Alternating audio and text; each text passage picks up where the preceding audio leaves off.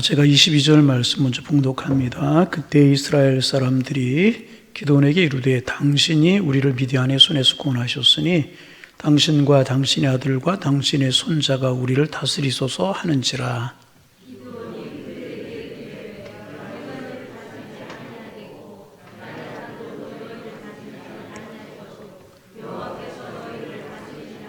기드온이 또 그들에게 이르되 내가 너에게 요청할 일이 있으니 너희는 각각 탈취한 귀고리를 내게 줄지니라 하였으니 이는 그들이 이스마엘 사람들이므로 금 귀고리가 있었음이라.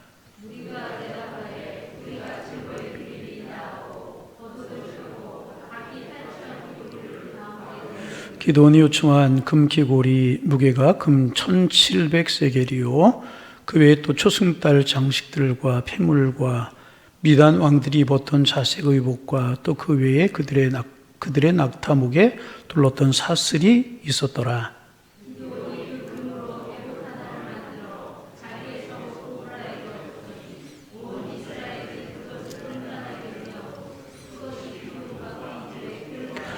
미디안이 이스라엘 자손 앞에 복종하여 다시는 그 머리를 들지 못하였으므로 기드온이 사는 40년 동안 그들이 평온하였더라. 기드온이 아내가 많으므로 그의 몸에서 낳은 아들이 70명이었고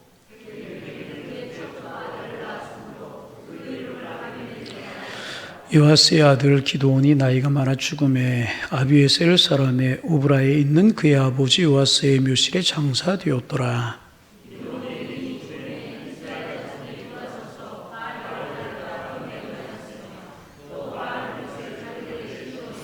이스라엘 자손이 주위의 모든 원수들의 손에서 자기들을 건져내신 여호와 자기들의 하나님을 기억하지 아니하며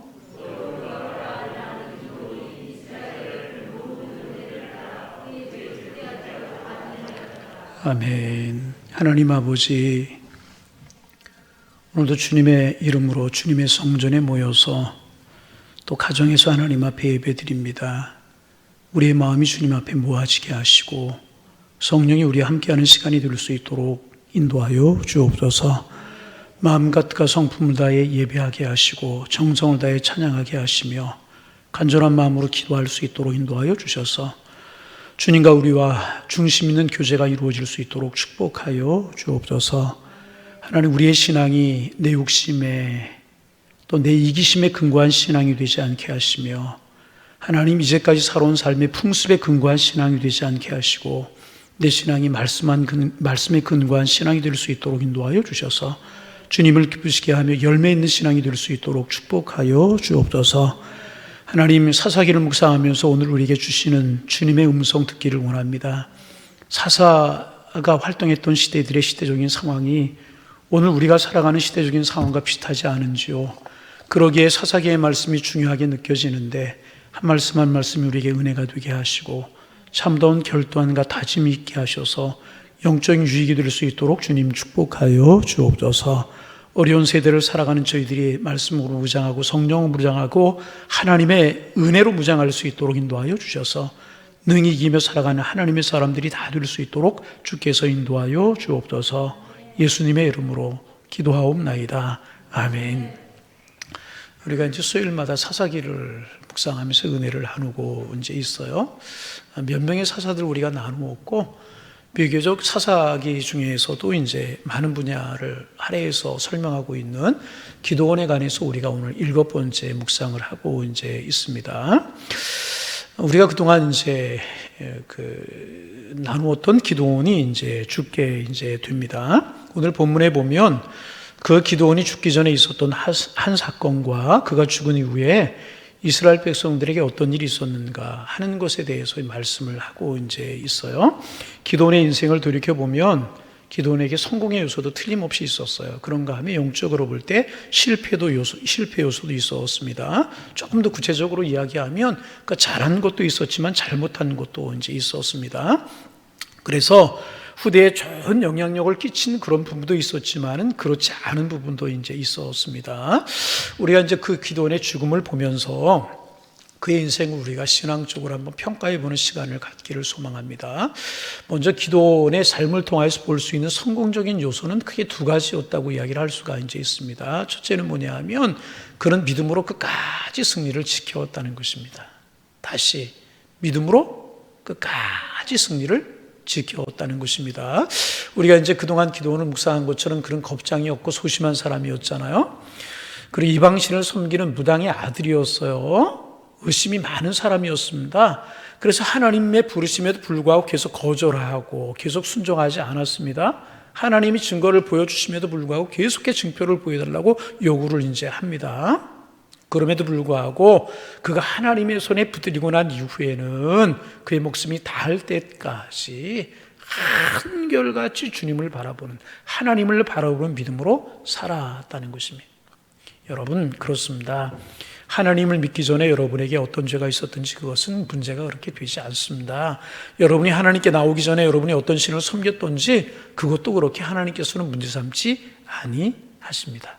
얼마나 형편없는 삶을 살았든지, 얼마나 죄악 가운데 살았든지, 얼마나 이방신들을 따라 살았든지 그거 그렇게 문제가 되지 않는다는 것입니다. 그러면 중요한 것이 무엇인가? 중요한 것은요, 여러분과 제가 하나님을 믿고 하나님의 사람이 된 이후에 흔들리지 않는 믿음을 가지고 우리의 신앙의 길을 걸어가는 것이 중요하다는 거예요. 기도원이 그런 인생을 살았어요. 연약한 사람이었고 출신 성부도 별로 좋지 않은 사람이었고 의심도 많은 사람이었지만은 하나님을 믿고 난 후에, 하나님의 살아계심을 확신하고 난 후에, 하나님이 나와 함께 하신다고 하는 사실을 확신하고 난 후에는요, 그의 믿음이 흔들리지 않고요, 끝까지 믿음의 손길을 놓치지 않았다는 것입니다.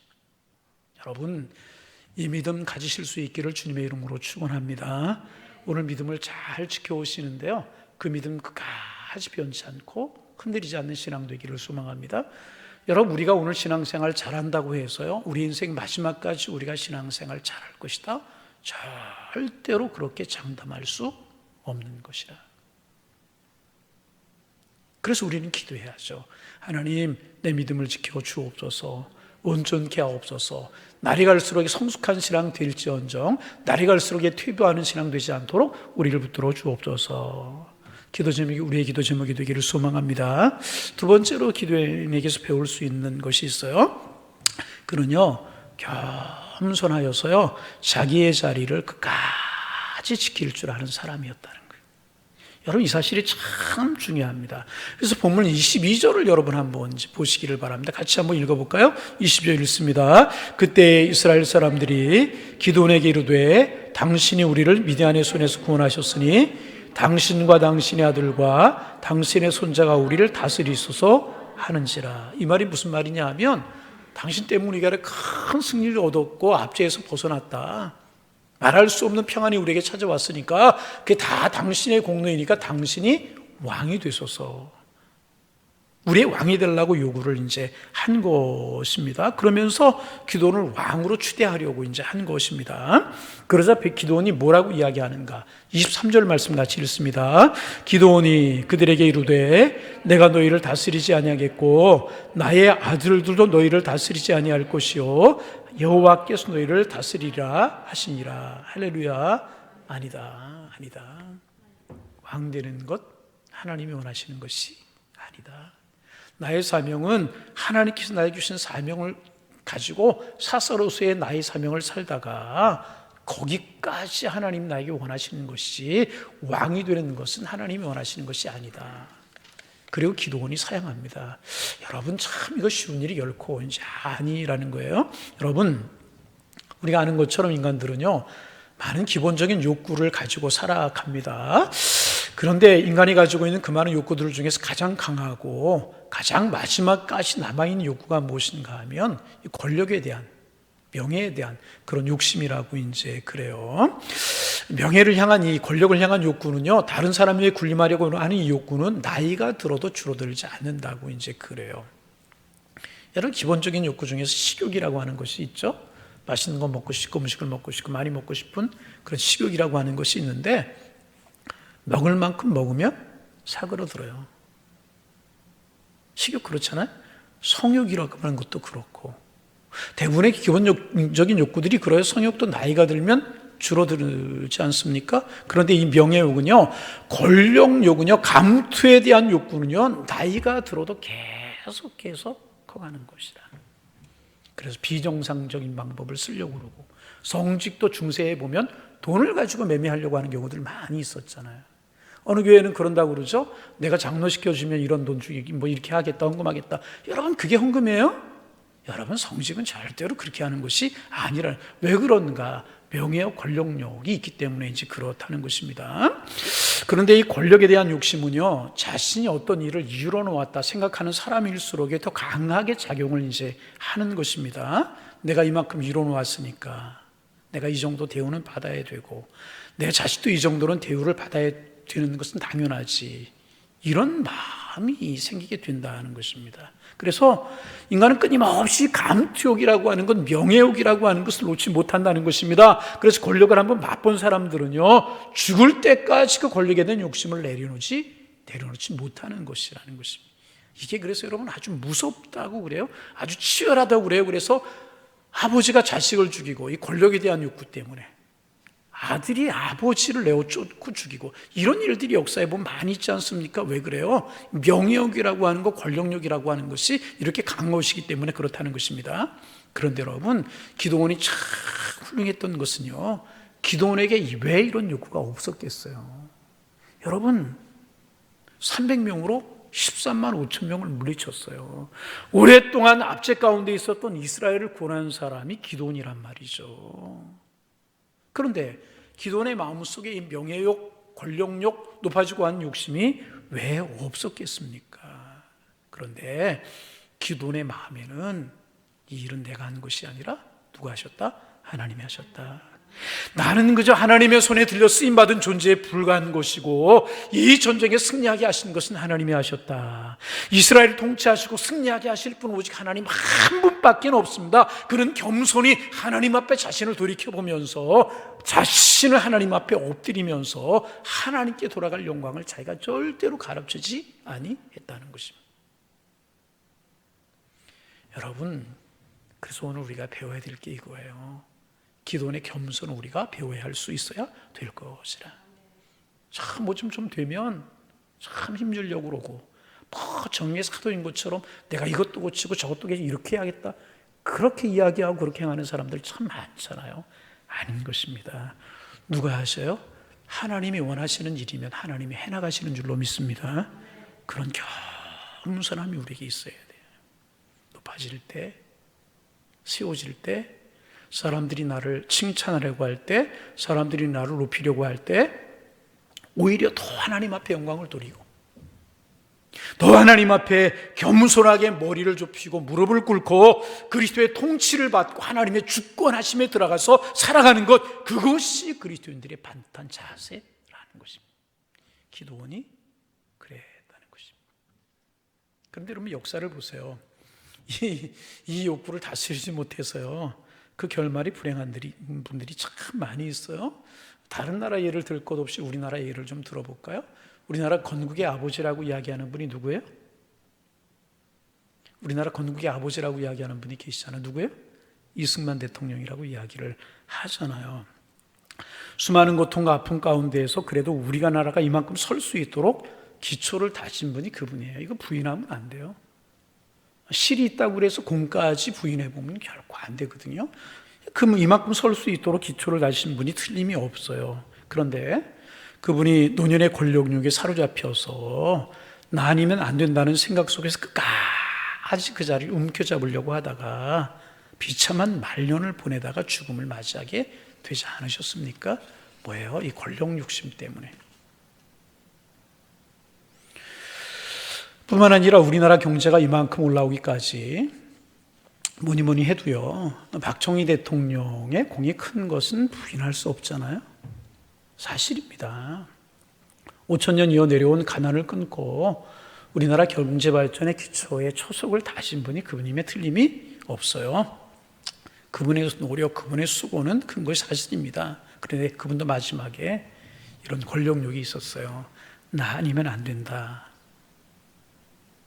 이 생각과 끝까지 권력을 누리고 싶은 욕심을 버리지 못해서 비참한 치욕을 맞이하고 말았잖아요. 참 가슴 아픈 일이에요.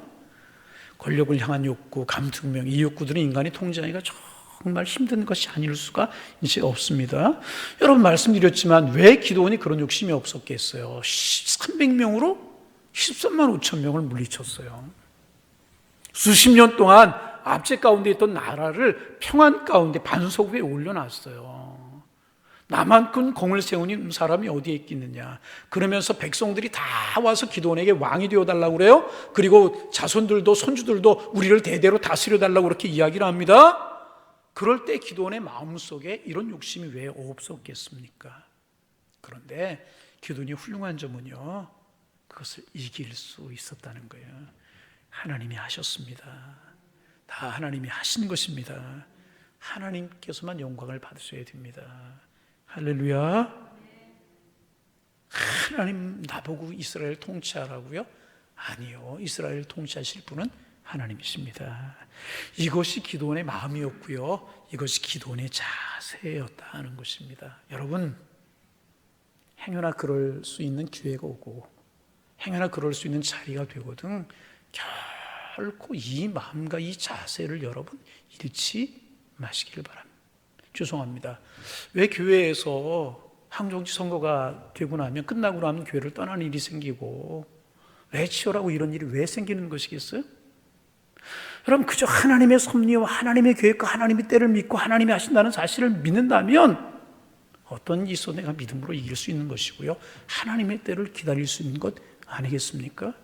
우리 교회 모두 다 이런 성숙한 믿음을 가지실 수 있기를 주님의 이름으로 축원합니다. 그럴 수 있어야 될 것이라. 참 그런 면에서요. 기도는 훌륭한 사람이었어요. 끝까지 믿음을 지키고요. 그 권력에 대한 욕심 높아질 수 있는 게가 얼마든지 있었지만은 하나님이 하셨습니다. 이것으로 믿음을 지켜나가는 이 겸손함 지혜 얼마나 귀한 것인지 몰라요? 기도니 그런 사람이었습니다. 그런데 여러분 기도원에게 이렇게 성공적인 요소가 이제 있었는데 동시에 기도원에게도요 2가지 실패적인 요소가 있었어요.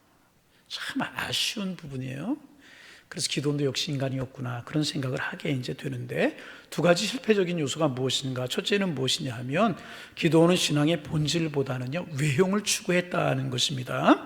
백성들이 그렇게 몰려와서 기도원에게 왕이 되어달라고 당신과 당신의 자녀들과 손주들이 우리를 다스려달라고 요구를 합니다. 그러나 하나님이 원하시는 것이 아닙니다. 나는 왕 될 자격이 없으나 거절하지 않습니까? 여기까지 기도원이 얼마나 잘했어요. 정말 잘한 것이라고 굉장한 것이라고 말씀을 드렸어요. 그런데 그 다음이 문제였다는 것입니다. 기도원이 왕이 되려고 하는 왕이 되어달라는 백성들의 요구를 이제 거절하면서 백성들에게 한 가지 요청을 합니다. 그게 무엇인가 하면 너희가 전쟁 중에 빼앗아 가지고 온 전리품 중에 금이 있고 은이 있고 귀한 것들이 있지 않느냐, 너희가 보관하고 있는 폐물들이 있지 않느냐, 그것을 좀 내게 가지고 와라. 그러자 백성들이 기쁜 마음으로, 억지로 한 것이 결코 아닙니다. 기쁜 마음으로 다 가지고 나왔어요. 그러자 오늘 본문 26절에 보면 기드온이 요청한 금 귀고리의 무게가 금 1700세겔이었다. 백성들이 가지고 온 금을 달아보니까 1700세겔이었다고 그래요. 1700세겔이 어느 정도 되는가 계산해보고 찾아봤더니 금 20kg 정도가 되는 거예요. 얼마 정도? 20kg 정도가 되는 거예요. 우리는 금 그러면 돈 그렇게 생각해가지고 키로로 한 사람은 잘 몰라요. 그래서 제가 오늘 설교 준비를 하면 좀 찾아봤어요. 인터넷 찾아보고 그랬는데 여러분 시중에서 이제 요즘 이제 돈 있는 사람들이 금괴를 사서 모은다고 그러죠. 금값이 올라가고 그러니까 그 금괴 큰 거 목사님 저는 돌반지 외에는 본 적이 없어요. 그런 얼굴로 저 쳐다보는 것 같아요. TV에서라도 여러분 보셨을 거 아니에요. 오늘 잘 못 보셨으면 인터넷 가서 한번 찾아봐. 금괴 이렇게 번쩍번쩍 가까운 네모난 금괴로 만들죠. 보통 그거 하나 금괴 무게가 1kg라고 그래요. 몇 킬로? 그게 20개가 되는 거예요. 그러니까 결코 적은 양이 아니에요. 요즘 금 그 1kg 정도가 어느 정도 되느냐? 한 6,700~800만 원 된다고 그래요. 1kg 정도로 돈으로 환산하면 금값이 올라가지고 그러니까 이제 조금 많이 보면 그 1kg 가격이 7천만 원 정도가 된다는 거예요. 그럼 20kg면 얼마예요? 이거 참 1kg가 7천만 원이면 27이 14? 14억이 되는 거죠. 지금 가치로 환산하면 어느 정도? 백성, 하여튼 어떻게 생각하면 많지 않다 그렇게 볼 수도 있지만 그 당시에 금 20kg면은요, 어마어마한 양이었다는 거예요. 그때 금광을 캐겠어요? 뭘 하겠어요? 굉장히 많은 양이었다는 것입니다. 그러니까 백성들이 기드온이 그렇게 큰 일을 했잖아요. 그 기드온이 요청을 하니까 왕이 되어달라고도 싫다고 그러는데 금을 가지고 오라고 그랬더니, 보석을 가지고 오라고 그랬더니 20kg 다 가져온 거라고 이야기를 할 수가 있습니다. 그러자 기드온이 그것을 가지고 뭐를 하느냐? 그것을 가지고 에봇이라고 하는 것을 만들어요. 여러분, 에봇이 뭐냐 하면 제사장들이 하나님 앞에 제사를 할 때 입는 복장을 말하는 것입니다. 오늘날로 말하면 제가 주일날 이제 가운을 입잖아요. 가운을 이제 입고 설교를 하고 예배 인도를 해요. 저도 이제 가운을 안 입을까 그런 생각도 할 때가 많이 있는데, 저는 입는 목적이 여러 가지가 있지만 그 중에 하나는 뭐냐 하면 하나님이 이것을 입으면서 내 부족한 인간의 모습, 연약한 인간의 모습 가려 주옵소서, 하나님의 영광을 드러나게 하옵소서, 그런 마음으로 이제 가운을 이제 입어요.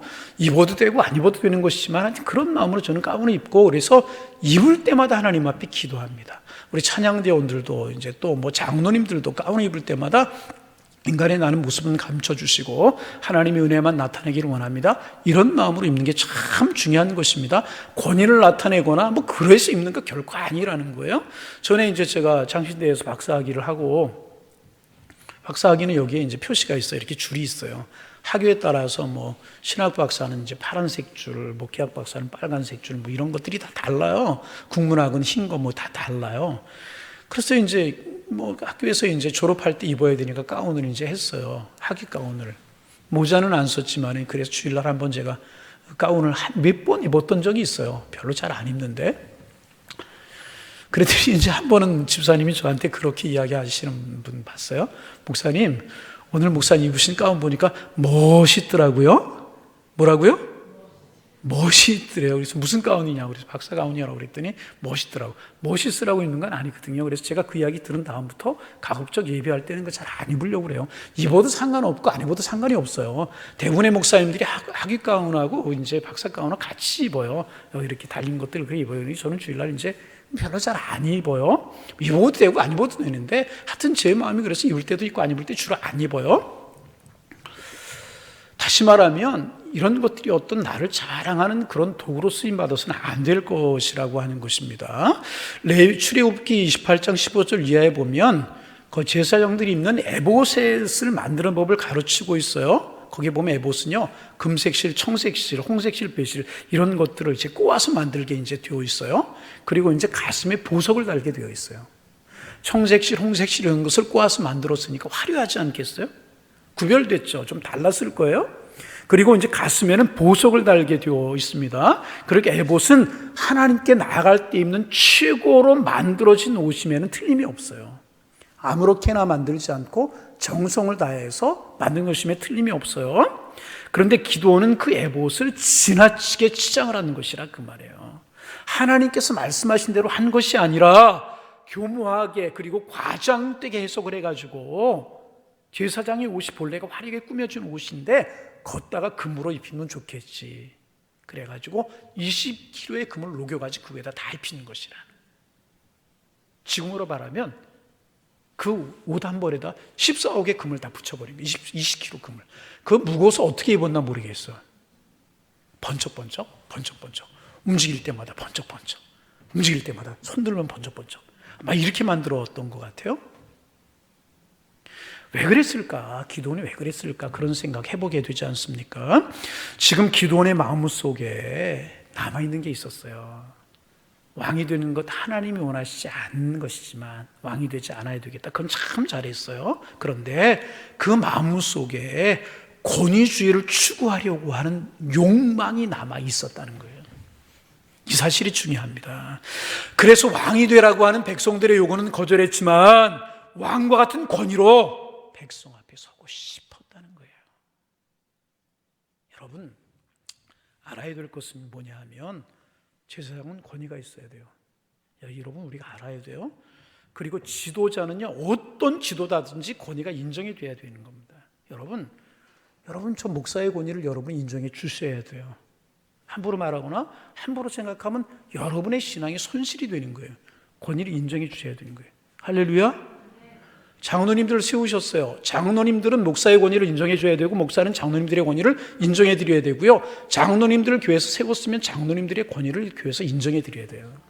권사님들, 안수집사님들을 세우셨으면요, 걸맞는 권위를 인정해 드려야 된다는 거예요. 그거 인정하지 않으면 안 되는 것입니다. 여러분이 꼭 기억하실 수 있어야 돼요. 저보다는 연세 많으신 장로님들이 있어도요, 저 목사이기 때문에 뭐 연세 많으신 장로님들은요, 담임 목사의 권위를 인정해야 되는 겁니다. 그래야 담임 목사가 장로님들의 권위를 인정해드리고, 모든 리더십의 권위가 인정이 돼야 하나님 앞에서 교회는 질서 있게 설 수가 있는 것이라는 거예요. 할렐루야. 그 사람이 잘하든지 잘못하든지 간에 그것은 하나님께서 하실 것이고요, 권위를 세워주는 일들은 우리가 해야 되는 것이라는 거예요. 그게 하나님의 순리라는 거예요. 중요한 것입니다. 권위를 잘 인정할 수 있어야 되는 것입니다. 그런데 중요한 것은 뭐냐 하면, 지도자의 권위는 인정이 돼야 되는데, 하지만 그 권위가 백성들의 마음속에, 성도들의 마음속에 감동이 되어서 마음으로부터 우러나오는 권위가 되어야 되는 것이 강압적이거나 꾸미거나 권위적으로 권위를 얻어서는 되는 것이 아니라는 거예요. 이게 참 중요한 것이라는 거예요. 여러분, 제가 하나님 앞에 기도하고 하나님 앞에 말씀 연구하고 그러면서 말씀이 가지는 권위, 하나님이 세우시는 영적인 힘이 있어서 제 권위가 있어야지, 제가 막 다른 방법으로 권위를 얻으려고 하면 그게 권위가 되겠어요? 장로님들 마찬가지고 권사님들 다 마찬가지잖아요. 자체가 그게 권위가 되는 거예요. 그 직에 걸맞는 그런 어떤 삶의 본이 보이고, 그래야 권위가 얻어지는 것 아니겠습니까? 그런데 그렇게 하지 않고 꾸미고 강압적으로 나 권위를 달라 그래서 얻는 권위가 진정한 권위가 될 수가 있겠느냐는 거죠. 여러분, 잘 생각해 볼 수 있어야 되는 것입니다. 강압적이고 꾸며서 얻는 권위는 권위가 아니라는 거예요. 그래서 기도는 여기서 그릇된 잘못된 판단을 여러분 한 것입니다. 제사장으로 권위를 갖고 백성들에게 존경을 받는 것이 그의 하나님을 향한 삶의 자세로 말미암은 것이 아니었었고, 황금으로 만든 에봇, 그것을 걸치고 있으면 백성들이 그의 권위를 인정해 줄 것으로 생각을 했다는 것입니다. 아니라는 거예요. 그래서 그는요, 황금으로 에봇을 만들어서 20kg나 되는 그 금을 옷에다 붙여서 만들어 입고 말았다는 것입니다. 여러분, 이거 지도자들에게 빠지는 함정일 수 이제 있어요. 본질을 통해 사람들에게 존경을 받으려 하기보다는 만들어진 이미지나 위압적인 모습이나 힘을 통하여서 권위를 얻으려고 하는 것, 역사를 통하여 우리가 많이 보아온 것이잖아요. 목사가 하나님 앞에 기도하고 말씀 연구하고 겸손하여서 하나님이 세워주시는 권위를 가져야지 인위적으로 권위를 얻으려고 해서 되겠어요? 장로님들, 권사님들 다 마찬가지 아니겠느냐? 그 말이죠. 교인들 앞에 기도하는 본을 보이고, 헌금하는 본을 보이고, 주님 사랑하는 본을 보이고, 교인들을 사랑하는 본을 보이고, 그래서 얻어지는 권위래야 진정한 권위지, 직분 자체가 주는 것이 권위겠습니까? 아니라는 거예요. 잘 우리 생각할 수 있어야 된다는 것입니다. 그래서 그렇게 영적인 권위를 가지지 못한 과도한 의존을 요구한다든지, 다른 사람들을 누르는 복장을 하려고 한다든지, 아니면 공포를 조장하려고 한다든지 하는 일들을 역사 가운데 잘못된 지도자들이 보였던 그런 방법들 아니겠습니까? 여러분, 그렇잖아요. 이게 이제 기도원의 어떤 잘못 실수, 성경은 결코 그런 권위를 인정하지 않는다는 거 우리 알 수가 있어야 되는 것이라는 것입니다. 지금까지 여러분 기도원 생각해 보세요. 그가 백성들이 왕이 되어달라고 요청을 했어요. 그게 권위가 있었기 때문에 그렇잖아요. 권위가 없었다면 왕이 되어달라고 요청을 했겠어요? 그런데 그런 권위를 가졌던 것, 어떻게 해서 그가 권위를 가지게 된 것입니까? 어떻게 해서 권위를 가졌어요? 복장에 의한 권위? 아니에요. 위협을 무릅쓰고 하나님의 말씀에 순종한 그 용기, 그 믿음, 겸허한 믿음으로 믿음을 지켜나갔던 그런 것들, 영적에서 온 권위를 가지게 되었기에 백성들이 그에게 왕이 되어달라고 요구한 것 아니겠습니까? 그런데 노년의 기도원은요, 왕이 되기는 거절하였지만 그 초심을 잃어버렸던 것은 사실이라는 것입니다. 금으로 화려한 에봇을 만들어서 입고 사람들에게 권위를 인정받으려고 했다는 것입니다. 그래서 여러분, 우리가 한국 사회를 위해서 기도해야 될 것, 특별히 한국 교회를 위해서 기도해야 될 것, 우리가 명심해서 우리 교회를 위해서 기도해야 될 것 중에 하나가 무엇인가? 이런 그릇된 권위주의에 빠지지 않도록 우리가 기도할 수 있어야 될 것이라. 그릇된 권위주의에 빠지면 절대로 안 되는, 본질을 통한 존중과 본질을 통한 인정, 그것이 성경이 말하는 권위라는 거예요. 복장을 통한 것이라든지 공포를 통한 것이라든지 만들어진 위선적인 것을 통한 권위를 성경은 말하고 있지 않습니다. 이것이 기도원의 잘못이었고 기도원의 실패였다는 것입니다. 그래서 여러분, 오늘 성경은 이렇게 기록하고 있습니다. 참 무서운 이야기가 있어요. 27절 말씀, 우리 겸손한 마음으로 같이 27절 말씀을 읽어봅니다. 기도원이 그 금으로 에봇 하나를 만들어 자기 성읍 오브라에 온 이스라엘이 그것을 음란하기 위함으로 그것이 기드온과 그의 집에 올무가 되었더라. 여러분, 그게 도대체 뭐예요? 금이 뭐고 금으로 만들어진 옷, 금을 입힌 옷이 뭐냔 말이죠. 옷에 불과한 것이고 제사장이 옷에 불과한 것이란 말이죠. 지나치게 화려하게 만들어놨더니 사람들이 하나님을 섬기는 것이 아니라 뭐를 섬겨요? 에봇을 섬겼다는 거예요. 참 가슴 아픈 일이잖아요. 제가 가운을 벗어났더니 사람들이 그 가운을 섬기면 되겠어요? 아니잖아요. 그런 일이 벌어지고 말았다는 거예요. 하나님을 섬긴 것이 아니라 금이 주렁주렁 달린 옷을 섬겨버리고 말았다는 거예요. 얼마나 부끄러운 일이냐 그 말이야. 부끄러운 일이 벌어지고 말았다는 거예요. 그 빌미를 기드온이 제공해버리고 말았다는 것입니다. 그리고 기드온이 또 실패한 두 번째 부분이 있어요. 우리 30절 31절 말씀 같이 한번 읽습니다. 30절 31절. 기드온이 아내가 많음으로 그의 몸에서 낳은 아들이 70명이었고 세겜에 있는 그의 첩도 아들을 낳았으므로 그 이름을 아비멜렉이라 하였더라. 참 이 말씀을 읽으면서 부끄러워요. 기드온의 아들이 몇 명이었다고요? 70명이었고 첩에서 낳은 아들까지 몇 명? 71명이었어요. 여러분, 이 70명의 아들을 두려고 하면 딸도 그만큼 있어야 되지 않겠어요? 아들만 낳았겠어요? 딸도 낳았겠죠. 공평하신 하나님이라고 치면, 그러면 아들, 딸이 몇 명?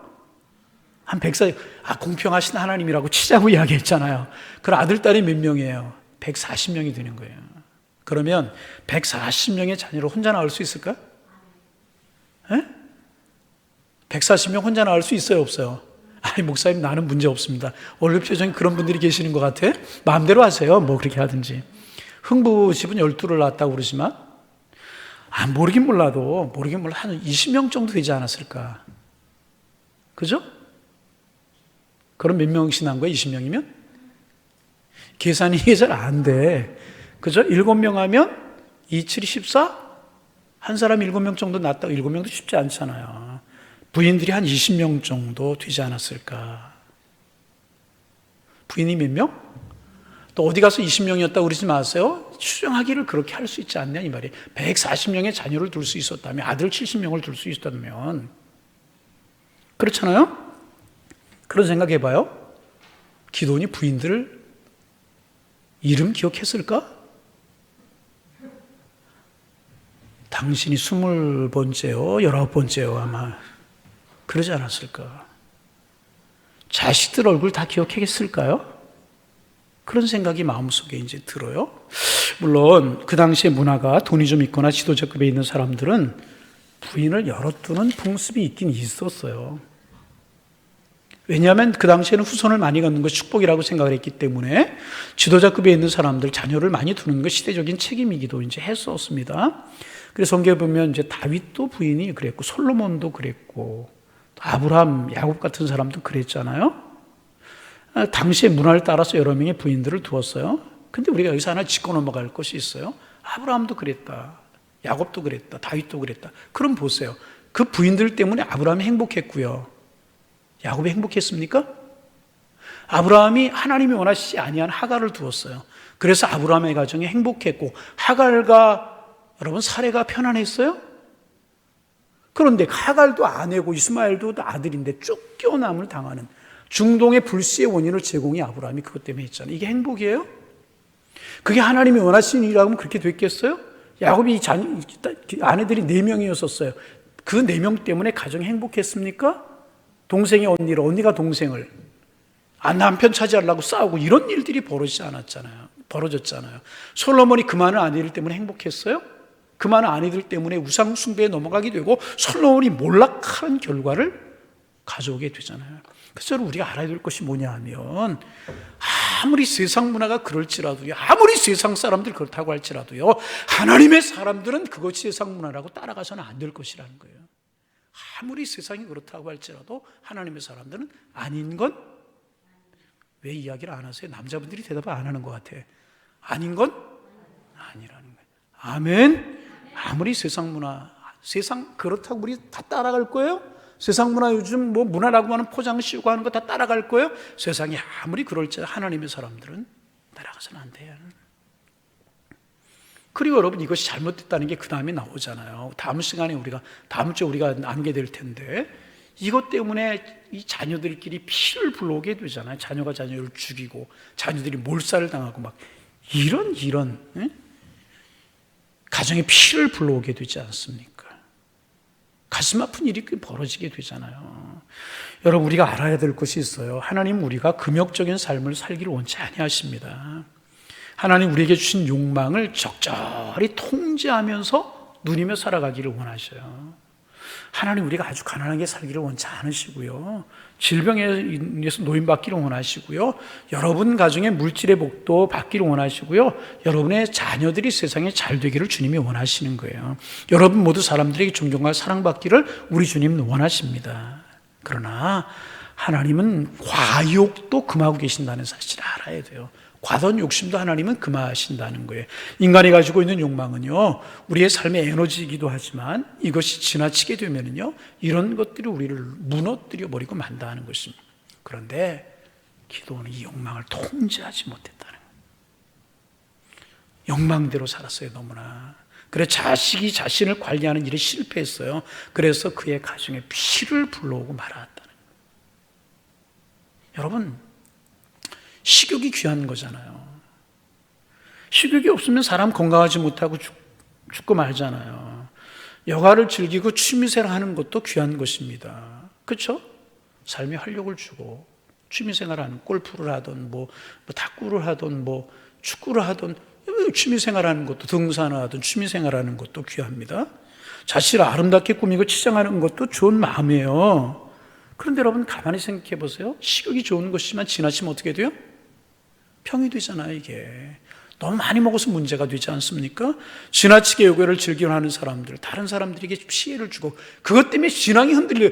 자꾸 변명을 하게 되고 핑계거리를 찾아요. 적당히 삶도 누려야지, 사업도 하기 위해서는 골프도 해야지 뭐 이러면서요, 자꾸 신앙이 무너져 버리고 인생도 많아지게 되고요, 자신을 치장하려고 하는 것도 지나치게 되면은요, 다른 사람에게 혐오감을 주자.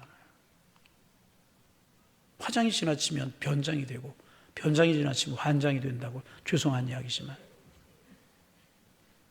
여러분, 성경은 금욕도 금해요. 우리가 지나치게 수도적인 생활을 하기를 하나님 우리 원치 않으셔요. 그러나 여러분, 과욕도 성경은 금하고 있다는 사실을 알아야 돼요.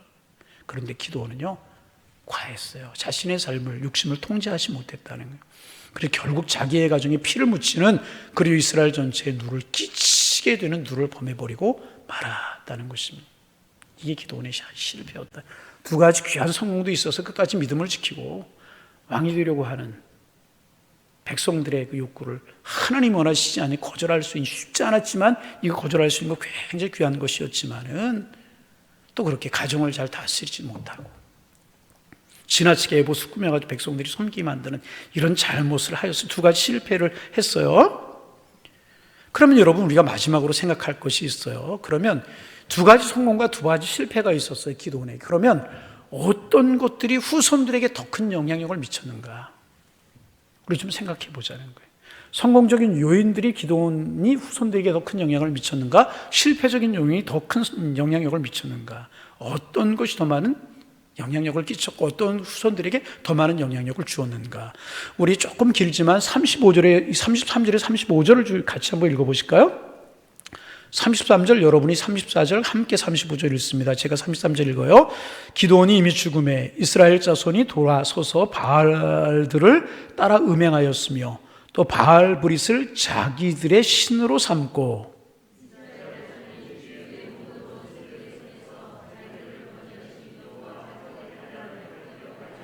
함께 보십니다. 또 여롯바알이라는 기드온이 이스라엘에 베푼 모든 은혜를 따라 그의 집을 후대하지도 아니하였더라. 여러분 세 가지를 기록하고 있어요. 첫째는 뭐냐면 이스라엘 백성들이 기드온 후에 다시 우상을 섬겼다는 거예요. 참 가슴 아픈 일이잖아요. 두 번째, 자신들을 구원해 주신 하나님을 잊어버렸다는 거예요. 참 마음이 아파요. 세 번째, 사람들이 그토록 헌신하고 희생한 기드온의 집안을 후대하지 않았다. 그렇게 수고했음에도 불구하고 기드온의 집안이 아무것도 아닌 것이 되어버리고 말았다는. 종합적으로 볼 때 기드온의 리더십은요, 성공한 거에 실패한 거예요. 성공한 것처럼 보였지만 실패한 것이라. 그 살아있는 동안에 그가 통치하는 기간에 이스라엘 백성들이 하나님 앞에 서서 하나님을 예배하고 우상을 버렸지만 그가 죽은 이후에 다시 전의 모습으로 다 돌아가 버리고 말았다는. 참 그래서 여러분 오늘 본문에 나타난 기드온의 모습을 보면서 아쉬움을 금할 수가 없어요. 후대에게 좋은 영향력을 남기지 못했다는 거예요. 살아있을 때만 기억나는 사람으로 기드온은 살다가 가버리고 말았다는 거예요.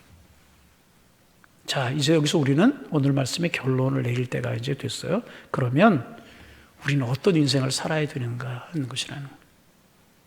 우리는 어떤 인생을, 기드온이 그런 삶을 살았고 공도 있고 실고 일도 있었다면 우리는 어떤 인생을 살아야 될 것인가, 앞으로 우리는 어떤 인생을 살아야 될 것인가 하는 것이 오늘의 결론이라는 것입니다. 여러분이 세상을 떠난 후에 여러분의 가족들도 여러분의 자식들은 여러분을 어떤 아버지, 어떤 어머니로 기억하겠습니까? 성경이 기드온의 공과 실을 분명하게 기록하고 있듯이 우리의 공과 우리의 실이 반드시 남을 수밖에 없다는 것입니다. 그러면 우리의 후손들이, 우리의 자녀들이 우리를 어떤 아버지로, 우리 어떤 어머니로 우리를 기억하겠느냐? 그 말이에요. 우리 어머니 평생 돈만 쫓아가신 분이었었어. 돈 버는 일 열심히 했지만 베푼 일을 몰랐어. 돈만을 위해 살아가신 분이야. 우리 아버지 한량이셨지. 취미생활 열심히 하셨지. 그런데 물질 시간 다 투자하지만 베풀고 하나님 일을 하는 일에는 그렇게 열심히 안 하셨어. 우리 부모님 좋은 부모님이시지만 좋은 신앙인은 아니었어. 우리에게 잘해 주셨지만 우리에게 믿음의 본을 보여주지 못하셨어. 이렇게 된다면 이게 되겠습니까? 안 되죠. 이렇게 돼야죠. 우리 아버지 정말 하나님을 위하여 사셨어. 자신의 체면이나 자신의 자존심, 자기의 요가 전용보다는 하나님을 가장 귀하게 여기셨어. 우리 어머님이 가장 소중하게 여기는 건 믿음이셨고 사랑이셨어. 하나님을 사랑하고 성도 사랑하고 이웃 사랑하는 일에 열심을 품으셨어. 나 공부하고 출세하는 것보다도 믿음으로 하나님을 믿는 자녀가 되기를 우리 부모님, 우리 어머니, 우리 아버지는 원하셨어. 이렇게 우리의 자녀들이 우리를 평가할 수 있다면 우리가 그 어떤 것을 남겨주지 못했다고 할지라도 여러분은 승리하는 인생을, 귀한 열매를 남긴 인생이 아니겠습니까? 틀림없이 우리가 세상을 떠나고 나면 나를 사랑했던 분들, 나의 후손들이 우리를 기억할 거예요. 우리 열매를 볼 거예요. 무슨 열매, 어떤 자취를 남기시겠습니까? 그러기 위해서 우리가 앞으로 어떻게 사셔야 되겠습니까? 오늘 기드온의 평가를 보며, 성경이 기드온을 하는 평가를 보면서 우리 자신의 삶을 한번 돌이켜볼 수 있어야 될 것이라. 언젠가 우리도요, 기드온처럼 세상을 떠날 날이 있을 것이고, 우리가 이 시간에 말씀을 통하여 기드온의 삶을 평가했던 것처럼 우리의 후손들이, 신앙의 후배들이 하나님께서 평가할 날이 반드시 있을 것이라. 오늘 꽃 피우는 삶을 살려고 내가 힘쓰는 것보다는, 잎을 피우려고 힘쓰는 삶을 살아가기보다는, 오늘의 화려함을 위해 살아가는 우리의 삶보다는 마지막에 있을 열매를 위해 살아가는, 아름답고 풍성하게 열매 맺혀질 그 열매를 바라보며 살아갈 때 우리 인생에 주님도 칭찬하시고 아름다운 열매도 남길 수 있는 아름다운 인생 우리가 살아가게 될 줄로 믿습니다. 믿음으로 살아가셔서 우리 이렇게 아름다운 열매를 맺으며 아름다운 열매를 남기며 살아가는 하나님의 사람들이 다 되실 수 있기를 주님의 이름으로 축원합니다. 축원합니다. 기도하겠습니다. 하나님,